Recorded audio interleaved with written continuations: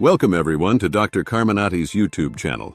We are thrilled you're here today as we dive into an exciting and cutting-edge topic, the approved Federal Information Processing Standards, or FIPS, for post-quantum cryptography. Specifically, we're exploring the document known as NIST FIPS 204. This video unpacks a groundbreaking standard that's shaping the future of secure communication in a world where quantum computers are no longer science fiction, but a looming reality. If you enjoy this deep dive, please share your thoughts in the comments below, hit that like button, and consider subscribing to join our growing community of curious minds. Let's get started. Imagine a world where the locks protecting your online banking, your private messages, and even government secrets suddenly stop working. That's the challenge we face as quantum computing inches closer to reality. Today's encryption methods, like RSA and elliptic curve cryptography, rely on math problems that classical computers struggle to solve. But quantum computers? They're a game changer. With their incredible processing power, they could crack those codes in a fraction of the time, leaving our digital world vulnerable. That's where post-quantum cryptography comes in, and NIST FIPS 204 leads the charge in preparing us for this quantum future. So what exactly is NIST FIPS 204? Let's break it down. The National Institute of Standards and Technology, or NIST, develops standards that federal agencies in the United States must follow to keep information secure. FIPS stands for Federal Information Processing Standards, and the 204 in this case refers to a specific standard finalized in August 2024. This document, titled Module Lattice-Based Digital Signature Standard, introduces a way to verify identities and ensure data integrity using math that even quantum computers can't quickly unravel. Think of it as a digital signature, a way to prove that a message or file comes from who it says it does and hasn't been tampered with. But unlike older methods, this one's built to withstand quantum attacks. Now you might wonder who's behind this document. NIST FIPS 204 comes from a team of brilliant minds at NIST, with key contributions from experts in cryptography. While the document itself lists no single author, NIST publications often reflect collaborative efforts. It builds on years of research by mathematicians, computer scientists, and security specialists. These folks have spent nearly a decade evaluating algorithms to find ones tough enough for the quantum era. The result? A standard based on something called the Module Lattice-Based Digital Signature Algorithm, or MLDSA for short. Don't worry if that sounds intimidating. We'll unpack it step by step. Let's start with the basics of digital signatures, because understanding them helps us appreciate why FIPS 204 matters. Imagine you're sending a letter in the mail. You sign it with your name to prove it's from you, right? In the digital world, a digital signature does the same thing. It uses a pair of keys, a private key, which only you have, and a public key, which others use to check your signature. You create the signature by running your message through a mathematical process with your private key. Anyone with your public key can verify it, confirming that the message is legit and unchanged. Simple enough on the surface, but here's the catch. Today's signatures rely on math that quantum computers could break. That's where lattice-based cryptography enters the scene. Picture a lattice as a grid of points stretching infinitely in every direction, like a cosmic checkerboard in multiple dimensions. The math behind lattices involves finding short paths or specific points within this grid, problems that are incredibly hard to solve, even for quantum machines.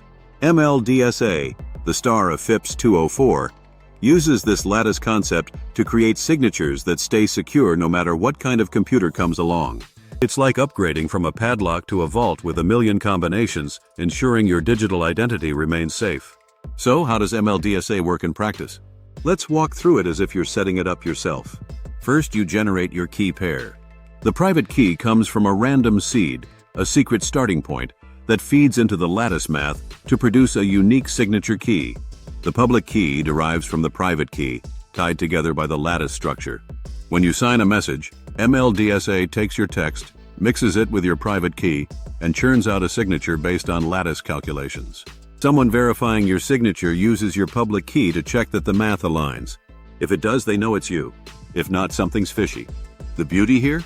Quantum computers can't reverse engineer that private key from the public one without solving the unsolvable lattice problem. Now let's zoom out and talk about why NIST picked this approach. Back in 2016, NIST kicked off a global competition to find post-quantum algorithms. Researchers from around the world submitted ideas, and after years of testing, MLDSA, originally called crystals dilithium, emerged as a winner for digital signatures. Why?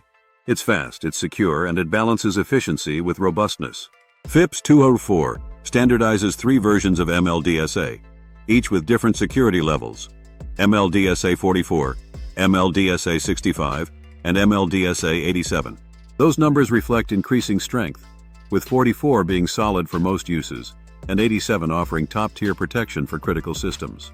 Think of them as small, medium, and extensive options for your quantum-proof security needs. For someone new to this, you might ask, why not just use one version? Great question. Different applications need different levels of protection. Casual email might not need the same firepower as, say, a military communication or a bank transaction. MLDSA 44 keeps things lightweight and quick, while MLDSA 87 ramps up the complexity to thwart even the most determined attackers. NIST designed FIPS 204 to give flexibility, letting developers choose what fits their needs while ensuring everything meets federal standards. Let's talk about real-world impact. Once agencies adopt FIPS 204, every federal system handling sensitive data, like tax records or national security files, will start using MLDSA signatures. But it's not just for the government. Private companies, from tech giants to startups, will likely follow suit, especially as quantum computers get closer. Your phone, your laptop, and even your smart fridge could eventually rely on this standard to keep data safe. And because NIST standards often set the tone globally, FIPS 204 could become a cornerstone of cybersecurity worldwide. Now, let's address the elephant in the room. When will quantum computers actually break our current systems? No one knows for sure. Some experts say 10 years, others say 20 or more. But here's the thing. Cryptography takes time to roll out. If we wait until quantum computers arrive, it's too late. FIPS 204 prepares us now, giving developers and agencies a head start. It's like building a storm shelter before the hurricane season begins. Proactive, not reactive. For those of you curious about the nitty-gritty, FIPS 204 dives into technical details like parameter sets and implementation guidelines. It specifies how to generate keys, sign messages, and verify signatures down to the exact math equations. But don't worry if equations aren't your thing. The document also explains the security goals in plain terms. It aims for something called INDCCA2 security, which means it resists attacks where someone tries to trick you into signing fake messages. That's a mouthful, but it boils down to this. MLDSA keeps your signature unique and unforgeable, even under pressure. Let's wrap up with a look at what's next. FIPS 204 joins 2 other post-quantum standards, FIPS 203 and FIPS 205, released at the same time, covering encryption and key establishment. Together they form a trio of tools to secure our digital future. NIST's work doesn't stop here, though. They're already eyeing more algorithms like one called Falcon for future standards. The quantum threat evolves, and so will our defenses. Thanks for joining me on this journey through NIST FIPS 204. I hope you've enjoyed learning about post-quantum cryptography and the incredible work behind MLDSA. If you found this video helpful or fascinating, please drop a comment below. I'd love to hear your thoughts. Give it a like if you're so inclined, and subscribe to catch more deep dives like this one. Together, we'll keep exploring the tech shaping our world. Until next time, stay curious.